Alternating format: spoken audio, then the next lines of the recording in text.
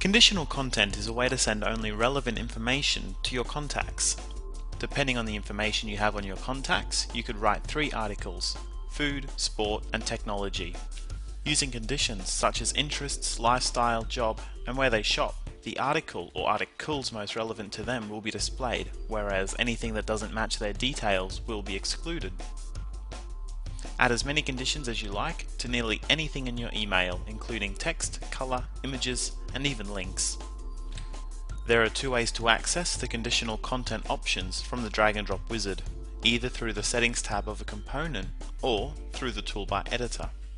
I'll start by double clicking on a component to bring up the toolbar editor. You can find the conditional content button next to the wildcard icon. Now I'll type in some conditional text. Let's say I'm sending out an email on pest control. For my Queensland clients, I'm going to write a special offer that I'm only offering to them. I'll highlight the text, and clicking the conditional content button, we are given a pop-up. If you've ever performed an advanced search or run an automated campaign, this should all look very familiar. Start by selecting the database the message is intended for in the top right-hand corner.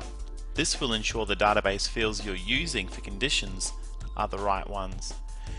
Since I only want to separate my content by state, I'll use the first drop-down menu to select state.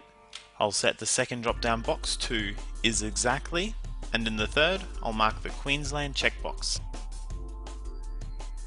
The Match All Fields Radio button will ensure the results match all of your search criteria, whereas the Match Any field allows results to match any one of your search criteria.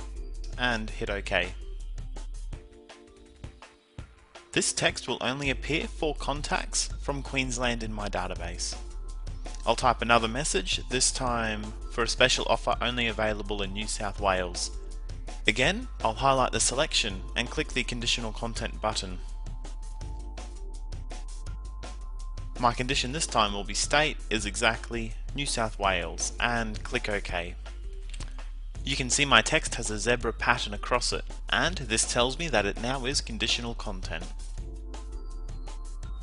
If you wanted to add conditional content to a whole paragraph instead of just a sentence, head over to the Settings tab.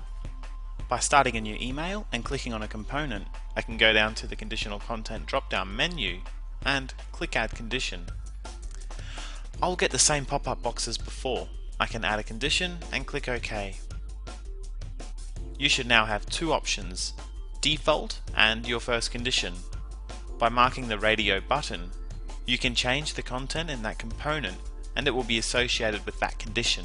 Let's say I add another condition. So now I have 2. Default will be what is displayed if none of the conditions are met. So I'll make my default a coupon for 10% off.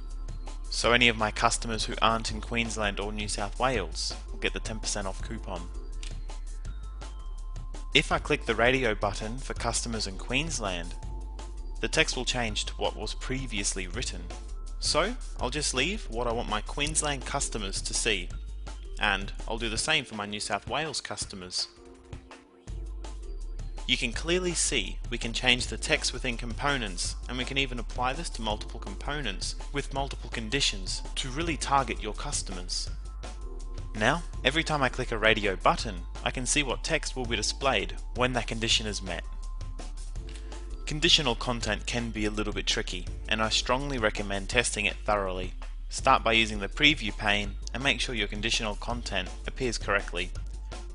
You can use the drop-down menu to change the database and scroll through different contacts using the arrow buttons. You can learn more about the preview window in the Drag and Drop Wizard Part 1 video.